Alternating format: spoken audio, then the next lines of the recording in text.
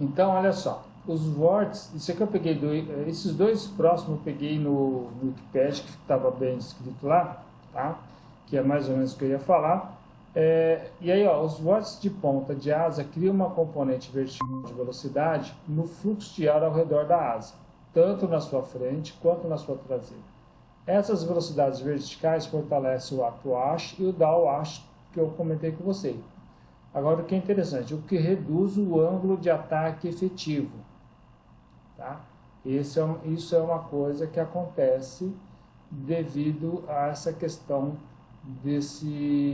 dessas velocidades aí que são induzidas.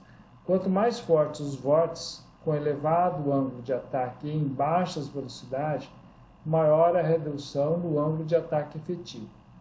Devido a essa redução local no ângulo de ataque efetivo, a sustentação gerada pela asa será menor do que aquela que seria gerada se não existisse diferença de pressão ao longo do comprimento da asa. Perceberam? Então, esse é um dos motivos do coeficiente de sustentação da asa ser menor que o coeficiente de sustentação do perfil. Então, olha que interessante, ó. Paradoxalmente, é a própria produção de sustentação que reduz a capacidade de se produzir sustentação. Para substituir a sustentação perdida com o aumento do downwash, a aeronave precisa voar com um ângulo de ataque mais elevado. Se não houvesse vórtice da ponta de asa, o vetor de sustentação seria perpendicular ao vento relativo. Mas com a alteração na direção do vento relativo criada pelos vórtices, o vetor de sustentação é inclinado para trás, gerando o arrasto conhecido como arrasto induzido. Quanto mais fortes os vórtices, maior o arrasto induzido. Esse arrasto induzido, isso aqui vai entrar na componente no coeficiente de arrasto da asa depois, mais para frente. Tá? O próximo tópico que nós vamos ver depois terminar essa aula, vai estar relacionado com a força de arrasto na asa. Tá? Então, ó, aqui está a velocidade induzida. Tá? Nós temos a velocidade relativa do vento, tá, ok? E aqui essa componente vertical da velocidade. Tá? Então, o vento relativo local, ele vem nessa componente vermelho. Tá? E esse alfa aí é o ângulo induzido. Tá? Então percebam que esse aqui, ó, aqui então nós temos que aumentar o ângulo da asa, tá? Nós temos esse ângulo induzido e mais o ângulo efetivo, tá? Esse aqui é o ângulo efetivo da asa, ok? Então percebam que o vento relativo está nessa direção. Tá? E nós temos uma componente para baixo. Tá? Então nós temos um ângulo que a gente tem que, por isso que fala que tem que aumentar o ângulo da asa. Tá? Se não houvesse o vento, esse alfa aí seria igual a zero.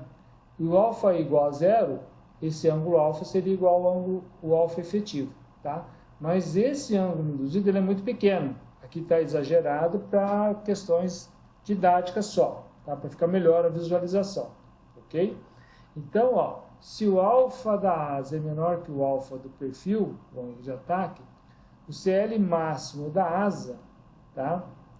Vai ser menor que o CL máximo do perfil. Na verdade está trocado. Aqui que seria o maiúsculo e esse aqui o minúsculo, tá? Depois eu acerto com vocês no slide. Tá? Então, essa velocidade induzida, tá? O coeficiente de sustentação da asa é diferente do coeficiente de sustentação do perfil, né? E vai ser menor. Tá? Já falei que é por causa que ocorre os vórtices na asa. Tá? E esse aumento de arrasto é o arrasto de ponta, que é o arrasto induzido devido à diferença de pressão entre o extradorso e o intradorso, e ocorrendo esses vórtices aí na ponta da asa, que tem mudança no campo de velocidade e no campo de pressão ao redor delas.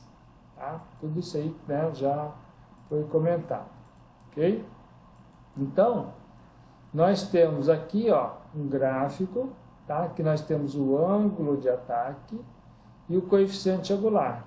Nós temos o coeficiente angular do perfil, tá? Aqui, lá eu troquei, mas aqui está certo, tá? O minúsculo, relacionado com o coeficiente de sustentação máximo do perfil, e o coeficiente de sustentação máximo da asa, tá? Nós temos o coeficiente angular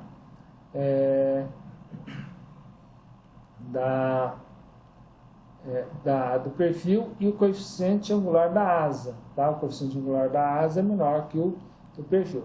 Então perceba, quanto mais essas duas curvas estiverem próximas, tá? Mais eficiente vai ser a asa. Tá? Esse ângulo de ataque aqui, ó, percebam que é o ângulo de ataque quando a sustentação é igual a zero. Tá? E ela ocorre para o ângulo de ataque negativo. Tá? Então, essa é uma questão que muitas vezes as aeronaves são projetadas para que se possa trabalhar num ângulo de ataque, né, com uma determinada sustentação, com ângulo de ataque zero, por exemplo, né, se precisar. Né? Mas geralmente a nave ela tem uma pequena inclinação positiva. Tá? Depois tem mais detalhes sobre isso aí, ok? Bom, e aí como que a gente vai relacionar o coeficiente angular da curva da asa com o coeficiente angular do perfil, tá? Então, ó, asa com grande alongamento, a R maior ou igual a zero, tá? Ou maior ou igual a 4, perdão, para projetos de aeronaves subsônicas, tá? Não vamos trabalhar aqui com aviões supersônicos, que é uma outra linha de linha de raciocínio um pouco diferente, tá? Então, vamos trabalhar com aeronaves subsônicas, que é a maior parte, né, das aeronaves. Então, existe a teoria de Prampton, que permite relacionar o coeficiente de sustentação da asa, tá? O coeficiente de sustentação em função do ângulo de ataque da asa, em função do coeficiente de sustentação do perfil, em função do ângulo de ataque do perfil. Tá? Prampton foi um estudioso aí que conseguiu determinar a teoria da camada limite. Tá? Bom, e aí, ó, o coeficiente angular da curva da asa, esse A, ele está relacionado com o coeficiente angular do perfil, esse A0, tá? E aqui no denominador ele está relacionado com a eficiência de envergadura e com esse alongamento, AR. Tá? Muito bem. Percebam que vou falar primeiro do alongamento, mas vai servir para a eficiência da envergadura também. Tá? Até deixei aqui indicado. Tá? Se esse alongamento ele aumenta, tá? Ele está aqui nesse denominador. Esse conjunto aqui, essa fração, vai diminuir. Ela vai ficar menor. Consequentemente, 1 mais um número menor, tá? Vai dar um número, uma constante aqui, dividido por um número menor, esse A vai aumentar. Tá? Então, o objetivo é tentar obter um AR um pouco maior. Tá?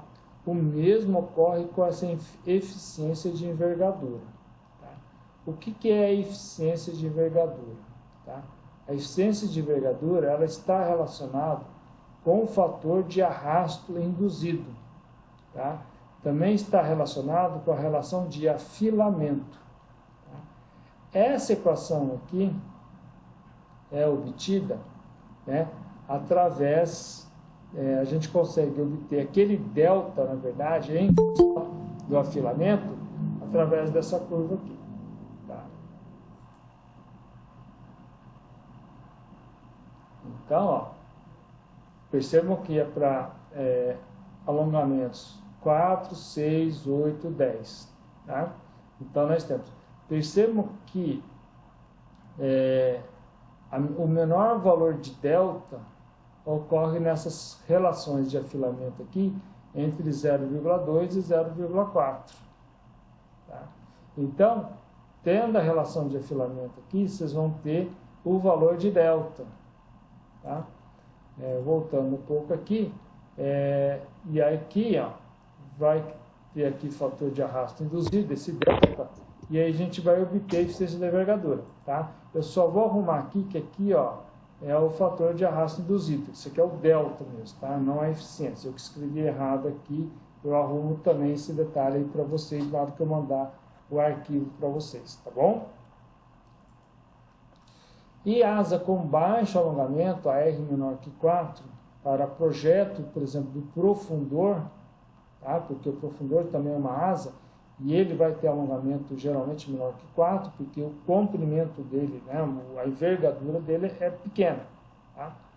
E aí a gente tem esse coeficiente angular da curva da asa. Tá? Essa aqui, esse aqui é do perfil A0, é 1, mais essa relação aqui, tá? Mais essa relação ao quadrado.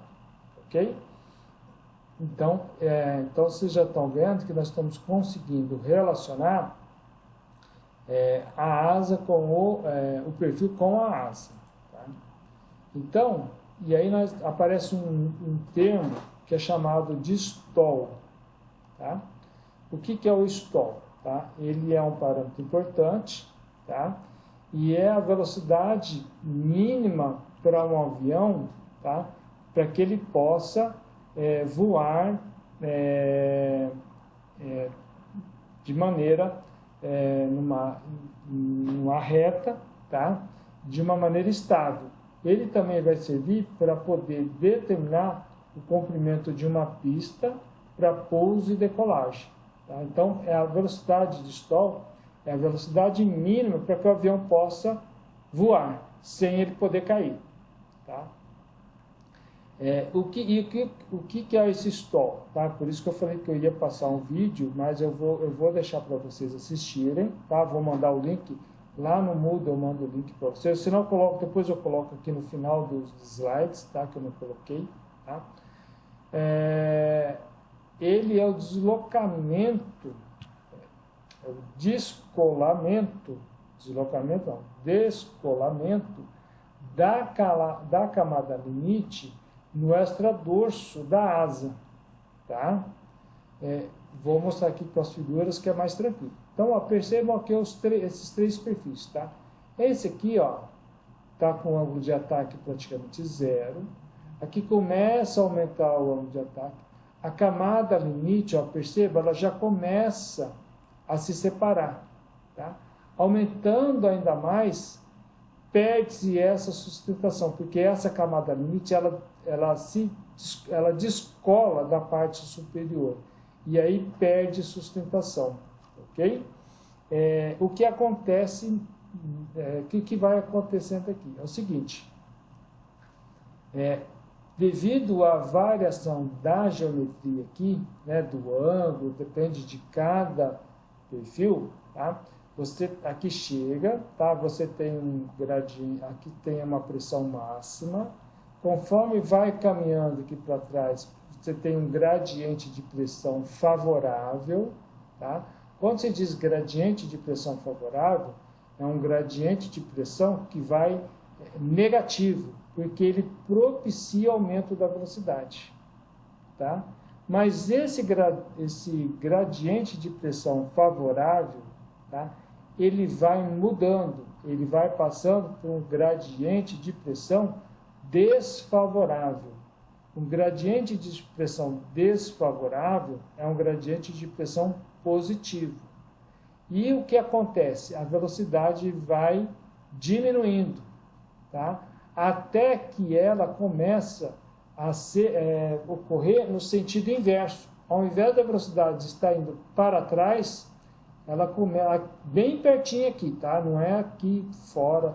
Ela começa a ir para frente, tá? Então, esse gradiente começa a deixar essa camada limite instável, por isso que ela fica desse jeito aqui. Então, se aqui você tem uma instabilidade tão grande e um gradiente de pressão instável, né, praticamente positivo, que essa sustentação aqui, ela fica comprometida. O que acontece com a aeronave? Ela cai.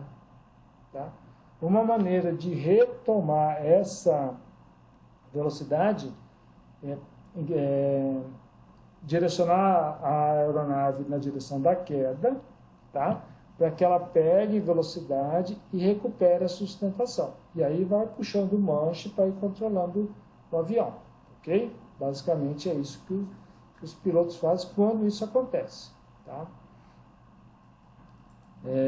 Mas é claro, né? Então, ó, o stall, tá? Quando ele acontece, né?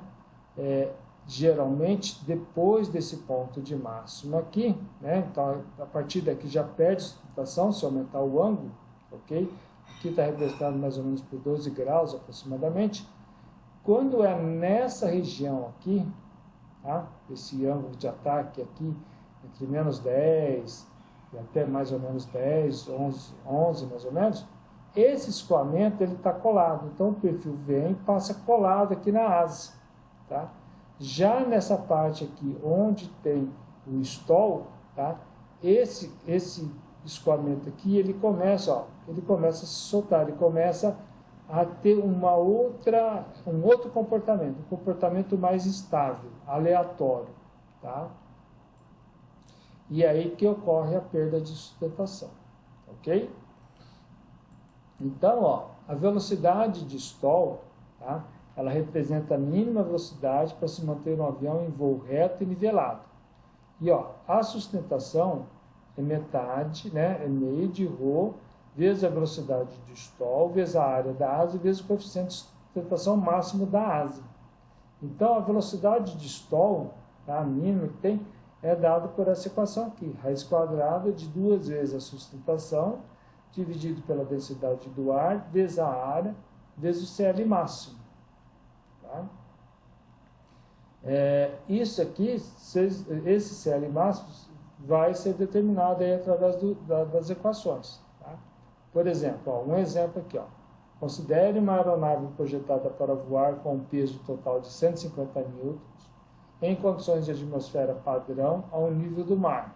Densidade 1,225 kg por metro cúbico. Tá? Essa aqui é a densidade do ar. Sabendo-se que o coeficiente de sustentação máximo obtido para a asa dessa aeronave, que possui um perfil CELIG 1223, é igual a 2, e que a área da asa é de 0,9 metro quadrado. Então, determine a velocidade de stall dessa aeronave. Tá? Então, olha só, a velocidade de stall, né, que é a velocidade mínima para poder voar, substituindo os valores, tudo no Sistema Internacional de Unidade,